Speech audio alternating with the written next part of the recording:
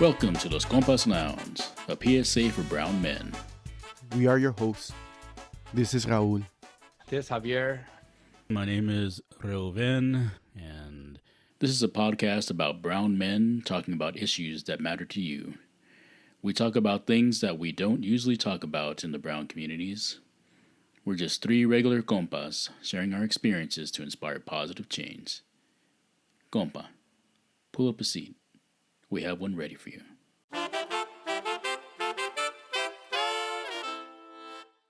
Our parents are getting older. You know, my mother's just around the corner from turning 80, and we had the serious talk a while back about the possibility of her moving in with me. Then Raul and I started talking about the issues of aging parents, and Raul, it was interesting. We were talking about it, and lo and behold, it looks like, you're in the same situation as well. Yeah, exactly. It was kind of funny that you started talking about what you did over the weekend and whatnot, and I'm like, dude, I'm in the exact same situation, and the situation really essentially is taking care of our aging parents, and that's really a topic that for today's purposes we really want to jump into and talk about not only our culture, our people, and is it an obligation? What are we doing? Is it traditionally for women? Here we are, three brown men, and we are seriously considering this stuff. And at least for two of us, this is a reality within the next 6 months to a year. To take care of our aging parents. So with that, let's go ahead and jump into this topic about aging parents. Javi, what do you think about growing up in terms of traditions? Well, you know what? Let me just lighten up the mood a little bit by repeating a joke that I had heard once from a comedian, a Chicano comedian, and he just said that, like the white people, that they all plan their 401ks, their retirement. And that the Mexicans, we have a bunch of kids. That's our retirement plan. One of them has to be able to support me when I get old. And it's funny because like with my parents, like I saw that with my dad. My dad, he has their 9 siblings, and when their parents got old, I mean, they didn't. All of them would contribute like on a monthly basis. That was like their social security, like for the grandparents, like they just said, okay, everybody give like, I don't know, $50, $100, whatever it was. I don't know what it was, but it was just, and that's the way that I saw it. And also for my mom, it was a little bit different because they were only 3 siblings from my mom, but they also helped out she also helped out their parents. Actually, what ended up happening was that they were living in the same house for such a long time. My grandparents, my mom's parents, that then when the owners died, the kids were gonna sell them and they were gonna evict my grandparents. And luckily, my parents had the means at the time to. They ended up buying the house. So I just saw that's the way I grew up, just seeing my parents, that they were taking care of their parents. Yeah, it's somewhat similar with me, Javi, but not. It was my abuelita, because my other set of grandparents passed away when I was fairly young, so it was just my abuelita from my mom's side, and she basically helped raise my generation. All seven of us cousins, and she lived with my tia. She lived with us, and she basically rotated amongst two of her daughters, and that was just my norm. So I didn't think anything of it when it came time for me to basically come full circle with my mom. Full circle in the sense of now it's time for me to take care of her. And I don't find anything wrong with it or anything different, because that's just that was my, and that is my reality. And Ruben, yeah, I was to say, any cousins or anybody else kind of have the same feelings in terms of like, oh, that's just the norm, that's the way we do things in Familia Ramirez? Well, there's only 2 of us. It's my brother and myself, and We sort of talked about it. My brother and I sort of talked about it, but I knew at the end of the day it would be me. It would be me.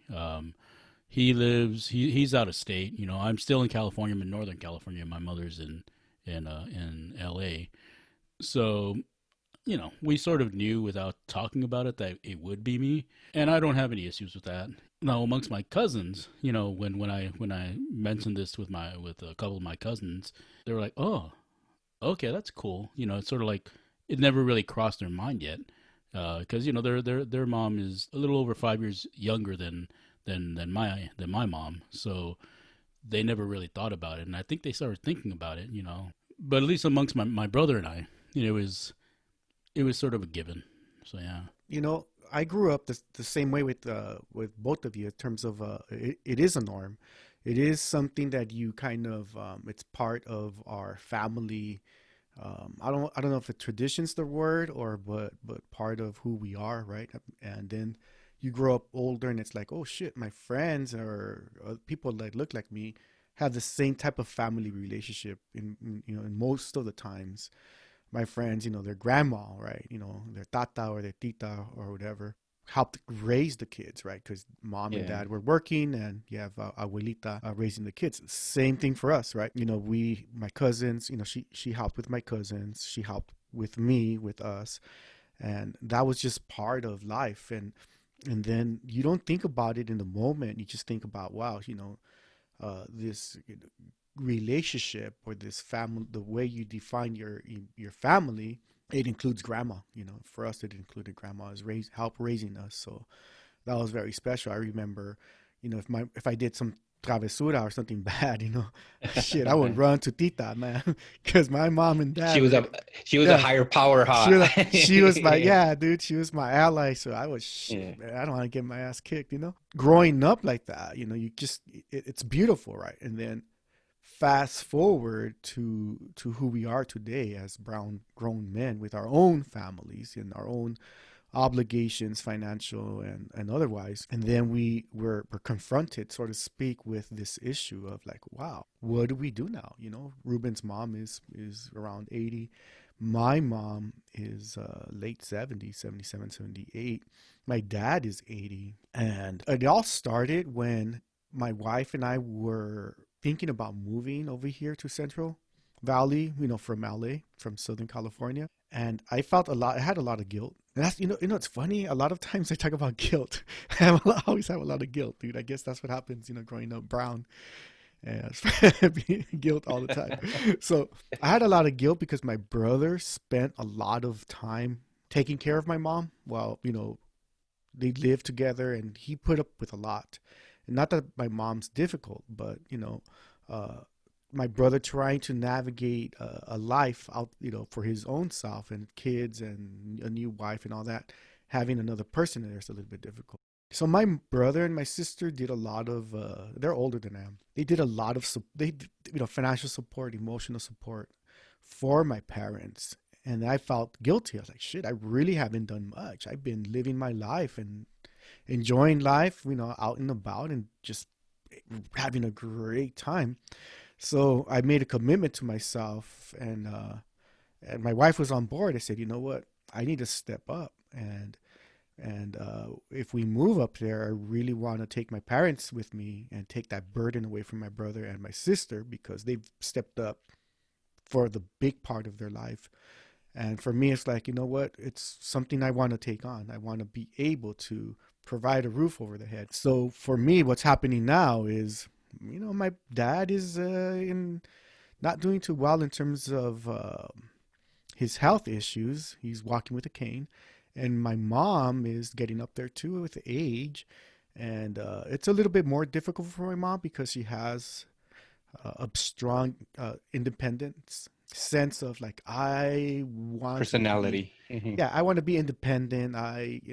Whatnot.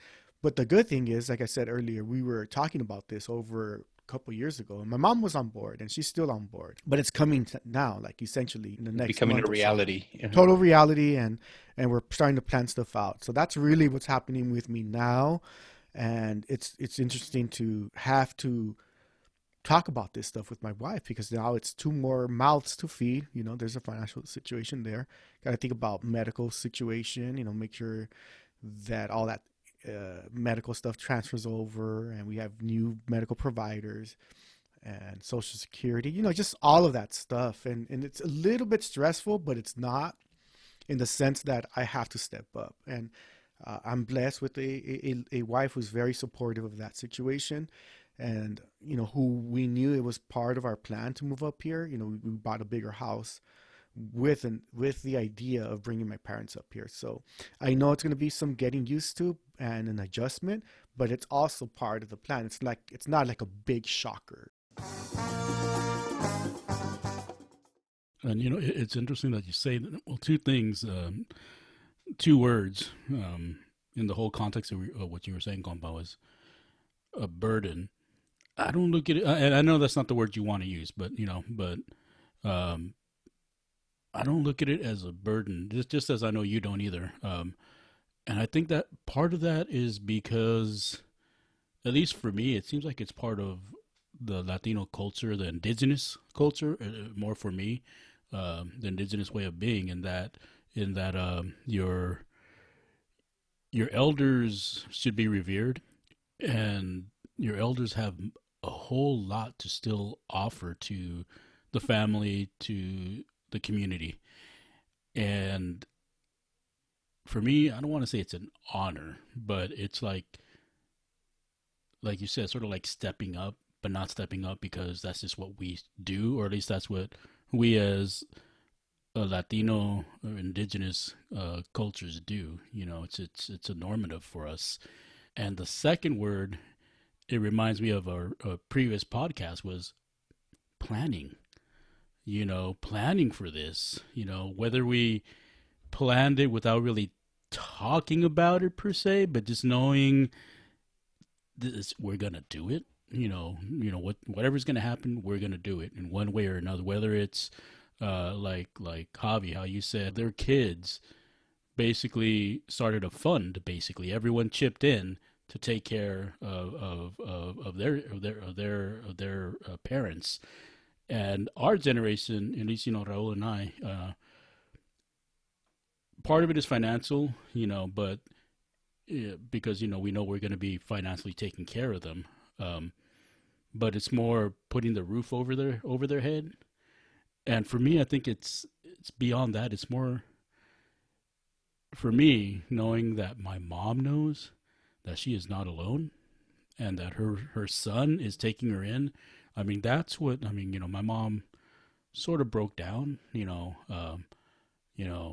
I was talking with her over the phone before my wife and I went down to LA to visit her, and square away just details, was it was such a relief for her knowing that one of her sons wanted for her to live with them, and I never really thought about him that way, but I'm like, wow, that touched That's me, beautiful. man. Because in the Euro American way of doing things, it's almost like when you get old, they send you to, they call it, senior housing or retirement communities, but the reality is they're just, the young, the kids are sending their parents off and far away. They don't want anything to do with them. I mean, it's like, yeah, you raised me, you took care of Out me, of sight, out of you mind. fed me, you gave me all the money that I needed, but now you can't give me any of that. So get the hell out of my plate, get the hell out of my life. And now you're going to go into this old fogey's home, and then you see their life deteriorate, and then they die, But you know and what? Just I was just gonna say that that's sad. You know, it's true, but I would even go as far as saying that it's not necessarily just a white thing, but it's an American thing. yeah, Yeah, no, yeah, Because yeah, we American. have, definitely, yeah, you know, definitely, we have yeah, Latinos who are hmm fourth generation doing the hmm same thing, and that's the way of the American way, you know, yeah. or It's what like we the do part of the here, American culture. Yeah, part of the American culture. yeah. And it's funny because it's almost a struggle, right? Because we so much want to be accepted and assimilated, quote unquote, and be part of this American culture and do things to prosper and live and thrive and be accepted. But yet, here we are. We're obligated to our cultural traditions or cultural norms or family norms, and we're doing something outside of the American culture, right, or outside of the norm. And I think it's beautiful and it's powerful at the same time, because I always see it as it's a conflict sometimes. You want to be American. We are American for sure, but here we are. I think, at least for me, struggling with, well, what do we do? And my first kind of kicking in, stepping up, like you said, Ruben, or thinking about, I need to step up. I need to be like, man, I need to take care of my mom. I don't want to send her to a retirement home. My mom and my dad. That's just not who we are. But who knows, right? In the future, my kids and their kids, they might just shove us away, Yeah, throw us out to the curb because they're Americans. Yeah, exactly.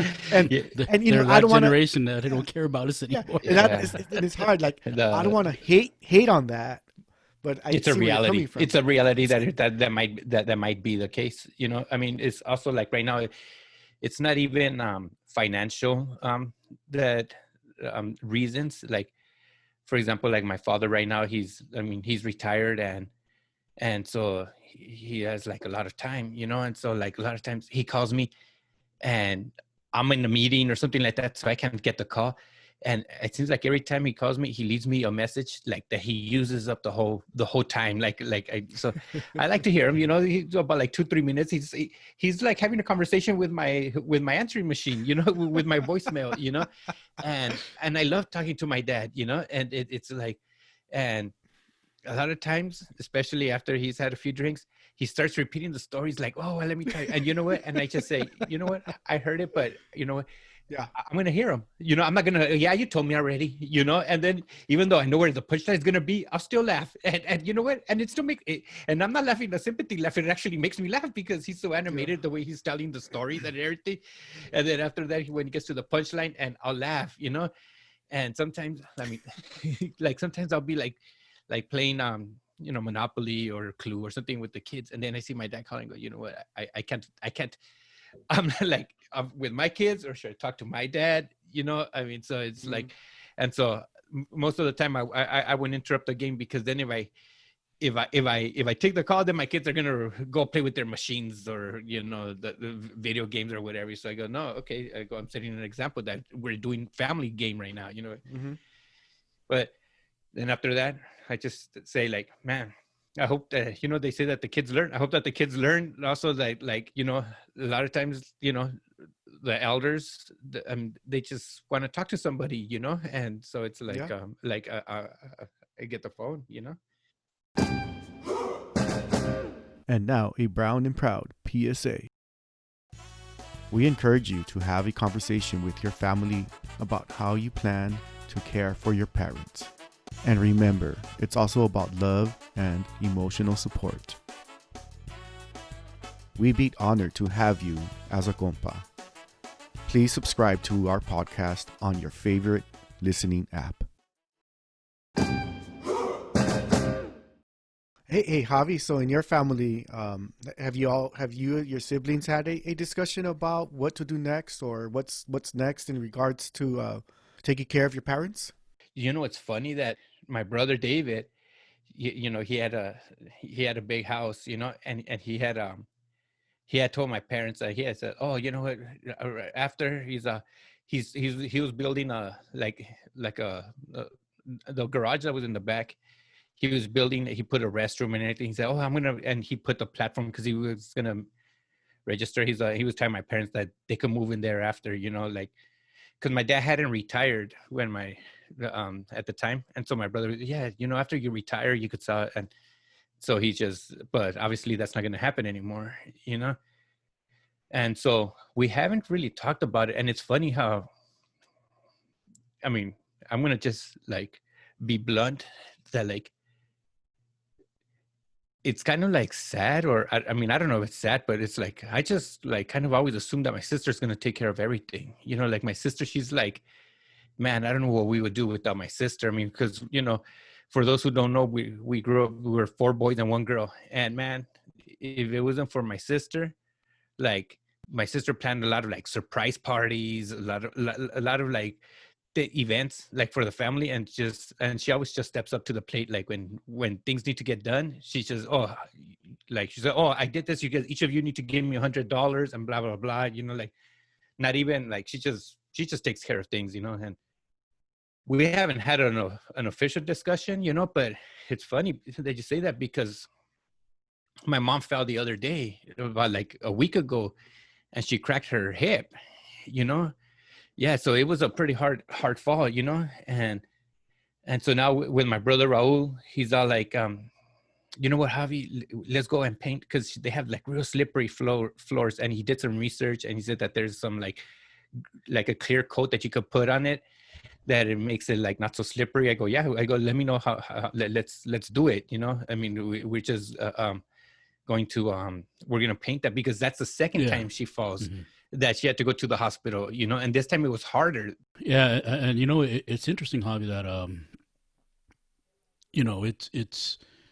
it might be a stereotype or maybe a cultural thing, where it's it's the daughter of the family that takes care of all this stuff, or it's the youngest the youngest child, the youngest sibling that ends up taking care of the parents. And it's interesting and ironic that Raul, you and I are the youngest, in our families, of And our girls. siblings, you know, and you know,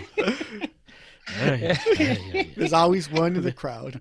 but you know what, that is that, like I said, Javi, it is true though. I mean, it's like, why is it that why is it that we we put the responsibility on the daughters, and for my family, we don't have that option. It's my brother and I. But the thing is, why is it as brown men? Um, why don't we talk about this? This being the responsibility of the siblings to Without take any, care without any gender. to exactly to take care of their aging family. And have we really thought about this and planned it out? And how important is it that our partners are on board with this? Like my wife is totally on board with it. Raul, your wife is totally on board with it. And why does it take something serious, like you were talking about, Javi, like a parent getting injured, for us to actually finally get over our fears of having to talk about the reality that our parents are aging? Because our It's a parents aging denial. I think means it's it. denial. Like I Well, always saw my yeah, dad real strong. I always saw my dad like real strong, and I hate I hate seeing him not strong. But well, it's because I think it's also the reality that they will die, and how will we go on with with our lives with our parents, or one of our parents or both of our parents not there? I mean, it's a trip, man. Like my wife and I were in LA this past weekend, talking with my mom, and like you were talking about, Earl, just ironing out the details, hammering things out, and as I'm just cleaning up her, one of her rooms, I see her urn right there, and she has a little note right there, and my mom and I, we talked about that as well many years ago. We talked about when she passes, she doesn't want to, she doesn't want to be buried or anything, and we have all the paperwork and documentations, and the whole do not resuscitate, um, you know, paperwork, you know, and I'm glad that we did this. But the thing is, the planning is one thing, but when I saw that urn, dude, I'm like, oh man. man, it made it real, and when my wife and I were driving back up to the Bay Area, we were talking about all this stuff, and we talked about her mom as well, and and starting to plan for her mom as well, and it's like, why is it that we as brown men, or the community of colors, the Latino community. Why don't we talk about this stuff? And why do we just throw the responsibility on our sisters if we You happen to know, have sisters? exactly. And I was going to say the same thing. I think it's human nature, and probably more so in our culture. Or, I mean, I don't know. I don't want to blame the culture, but who wants to take on those kinds of responsibilities? Raise your hand, not I, right? Everybody's like, no, hell no. Uh, Being responsible takes a lot of effort and growing up, and it's difficult for us men to step up sometimes and to say, we have to be responsible adults, responsible men, and we have to be able to have these difficult conversations and be able to plan stuff without assuming that, oh, my sister's going to take care of it, or my brother because he's the oldest, or if Yeah, you they know don't what, bring, man? yeah, Uh, if they don't bring it up, then shit, I'm not going to bring it up. no, And I it's remember funny. feeling like that It's funny sometimes. that you say that because really, I feel like a slacker now. Thanks, you guys, for pointing that out. No, because I always feel Or like there you my You're go. brother. welcome, dude. That's what we're here for. Yeah, no, no, like really, because I have my older brother and my older sister, and they always take care of the important stuff, And I was the last one to get married or um, to have a kid because my I got married before my younger brothers, but I would call it they had kids before me. And so I lived the most I guess irresponsible, I guess. I mean, for like a with less responsibilities, like for the longest time, and I was just like, okay, well, just for me, it was easier just to tell my sister, oh, you know what? Oh, pick out a gift when you go shopping for my mom. Get a gift for me and just tell me how much I owe you. So my sister would do all my for when it was my mom's birthday or Mother's Day or Christmas or something like that. I just give my sister 40, $50 or whatever, and she just and get me whatever. And I guess I was like spoiled in that sense. And it's like even like when you pointed it out that if we've talked about it, and no, the truth is that we have not. And right now is going to be the perfect opportunity because of what happened to my mom, and I'm going to talk like actually right now that you're saying that I'm going to put that on my to do and just talk to my sister, my brother, and my brothers to say like we need to talk And about it, this. yeah, and it could be just a starting point, right? Hmm. You don't have to solve Yeah, everything. yeah. Just start the That's some, communication, the yeah, conversation. get the ball rolling. And I think that's what happened with my family is we knew this day was gonna come, and I told my brother and my sister a couple of years back when we were planning to get a house with a bedroom and provisions for my mom and dad. They were like, "Oh, okay, cool. That's awesome, bro. That I'm glad you're stepping up." And then they called me on it. Shit. No, I'm joking about it, but not that they called me on it, but my brother kind of made a family meeting type of thing, and he goes, "Hey, I need to talk to you guys. We checked in, and I need to talk to you about I want the conversation to turn to a topic more serious." So he said, "I want to talk to you guys about mom and dad. My dad goes, if you haven't seen him, which I haven't seen him lately, he's had these back issues and he's never the same now. He's walking with a cane and everything, and he's having these difficulties.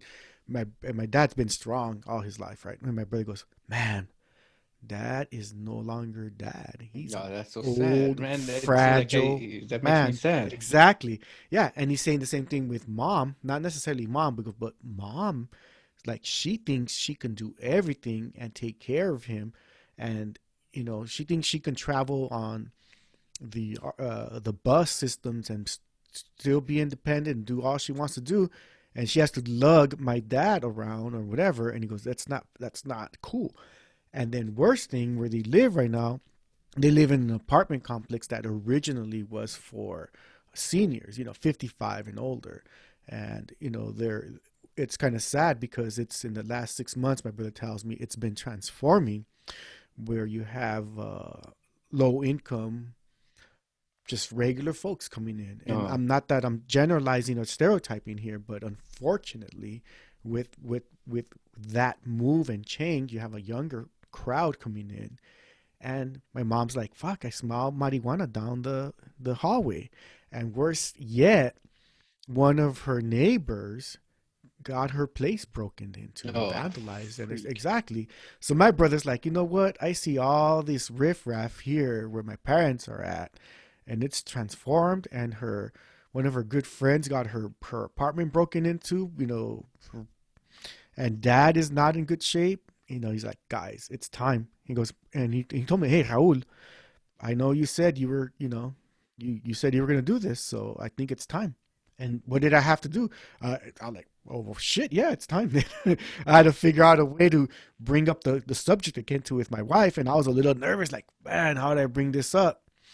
But it's like, wait, I tripped for a second, then I said, you know what? Well, no. We talked about this. It's part of the plan. So then we talked about it. It's like, hey, you know what? This is what went down with my brother and my sister. This is where we're at, and essentially it's time.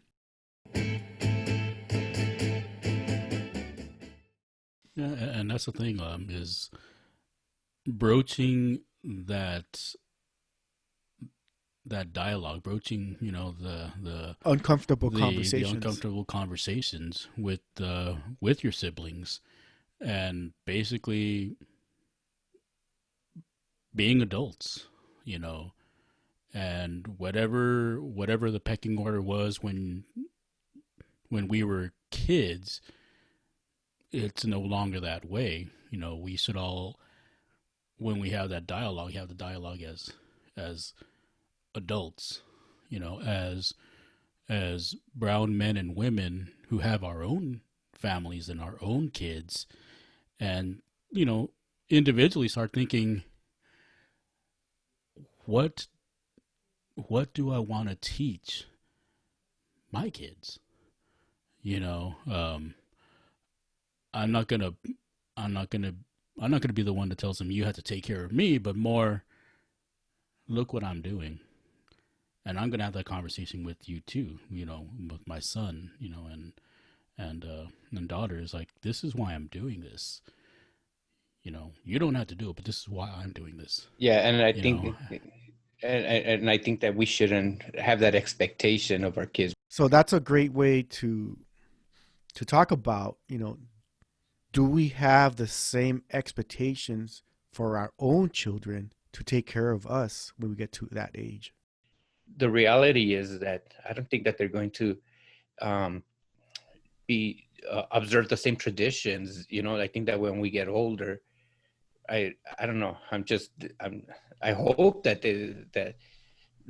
they wouldn't want that they would invite us to their house. But I'm kind of, I guess, feeling a little bit like your mom, Raul, like saying like, oh no, I don't need you to take care of me, you know, like kind of like that, you know. But I mean, I wouldn't want that. But what I would want for my kids is to take my calls, you know. I mean, that is like something that I would want them to visit me. I mean, it's like um, that's what I would expect from my kids, or hope that would become of my kids, that we always have and that we always have communication.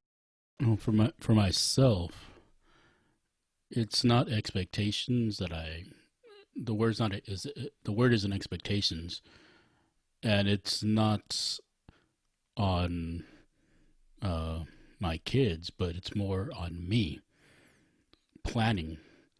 You know, that's something I guess I learned from my mother. You know, she taught my brother and I to be um, self reliant, to not depend on anyone else for our finances and things like that. And I thank the Great Spirit that she taught us that, because Raul, your mom is a lot like my mom. Is very independent, loves to do things on her own, and doesn't want to be a burden on anyone. You know, and I don't know how she does it. Well, I know, but but she squirrels away money, man. You know, and she's okay. I mean, I'm not saying she's rich or anything. You know, far from it. But she knows. Um, she has a financial IQ that's pretty good. For an immigrant who didn't even graduate from high school. And this was back in the 50s. You know, was never taught anything about money, life planning or anything. You know, she just life taught her that basically. You know, and my mom and life taught my brother and I that. So for me, it's more, I've already planned it out. I'm not going to be a burden. I'm not going to be a burden on my kids because I'm not their responsibility. I'm responsible for myself. And I wouldn't want to put my kids in that situation. Now, if my kids learned what I've taught them about how you treat your elders, about family, about culture, about our indigeneity, our indigenous way of being. If they learned anything, then they'll take me in. If they choose not to follow the lessons that I gave them, it's on them. I'm okay with either way because all you can do as a parent is teach them. All you can do as a parent for me is give them that foundation. So I don't have any expectations because it's my responsibility. And on a side note, in a positive way, because I'm thinking about you, Raul, your kids are going to have the good fortune of having their abuelos with them. They're going to have those memories, and those memories of seeing their dad, have conversations with their grandpa and their grandma, and hopefully they'll learn from those experiences. They'll be able to see that, man. And it's almost like that's a family tradition, something that we grew up with. Yeah, I remember my grandma lived with us for a while also, and it was fun, like you get home and like I don't know which one of you was it that it was like a power greater than your parents, it's like you could go to grandma, hey grandma, Totally. yeah. You know, um, and I do want to use the word expectation, and I respect what you're saying, Ruben, totally. And it's we opened up this conversation with do we have an obligation or an expectation as a culture or as brown men to take care of our parents and whatnot? And we talked about our own experiences with that, right? And now I'm faced with my wife and I, we did talk about expectations and not putting the expectation on our children to take care of us. So we're maxing out our 401ks and we're doing all that we can do to try to control our retirement, have a little bit of say. Now, if we end up with one of my kids and they're taking care of us, then obviously I still want to be able to be in a position financially to be self-sufficient to some extent, but then, and not put a whole lot of financial obligation on them. So it's kind of weird for me, not weird, but it's interesting to look at in the beginning, us growing up, first generation immigrants, and or second generation, however you want to define it. We grew up with that tradition. Grandma's here, and that's the expectation, so to speak, right? And here we are. We fast forward. Who would have thought? 40 years ago, we're talking about this stuff, and now it's us, and we're planning to the future. Do we put this expectation on our children? And the clear answer from my wife and I is like, absolutely not. And what you said, Ruben, like we want to be able to raise and instill in our kids resiliency, support, family, all the great lessons that are beautiful about who we are and how we grew up. But at the same time, some of the stuff, at least for us, like I don't want my kids to have to alter their whole life as adults and take me on and take care of me. I want to lessen that as much as possible. And that's why the financial planning, the maxing out of retirement, financial planning is important. And I think that's a key thing right there is planning. If you plan this and you teach your kids how to be financially literate, they won't have to be in that position. And at the same time, you don't know. Maybe your children won't be able to be in that financial situation where they can take care of you. Maybe they might be struggling themselves and to have to take on one or two, of their parents. That might be a financial strain. It might be an emotional, a psychological strain. because there's a lot that comes with the territory, and as you age and get older in your age, there's certain things that you won't be able to do for yourself. As men, are we willing and able to do that for our aging parents, our moms? These are the hard realities, and this is, like I said, this is where the planning and those dialogues have to take place, because maybe we don't want to be in that position, and that's not a good thing or a bad thing, but that's a choice that you need to make. And if you have siblings, that's something that you guys need to discuss, and you're gonna have to discuss with your aging parents. I think that's where like you said, Raul, is all this planning needs to, these really hard questions, these really hard discussions need to take place, because you don't want to wake up one day and then have to be told that your parents can't do it on their own anymore. It's a disservice to your parents. At least for me and my personal beliefs, it's dishonoring your parents, because that's just the culture and the indigenous way of looking at things and being. It's like, for everything that your parents did for you, is this how you're going to treat them? And if you weren't able to step up for your parents, what gives you a right to tell your kids to do that for you? And what are you teaching your kids by your actions or inactions?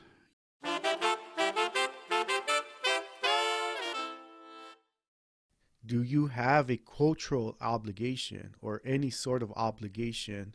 Yeah, just want to reiterate what I said earlier, that it's not just financial support, it's caring. It's like spending time with them, listening to them, talking to them, conviviendo. It's like, as they get older, it's the mental health, everything, and it's just visiting your parents, if they don't live with you, I mean, and bringing them on, it shouldn't be looked on as a burden. It should be like, it's an opportunity, a privilege, an honor. If you like what you heard, go ahead and subscribe to our podcast and give us a 5-star review. It really means a lot and would really help out this podcast. We invite you to visit us at loscompaslounge.com to share your ideas and suggest topics for future episodes. Until next time, compas, be proud and be brown. That's right. Be safe. Till next time.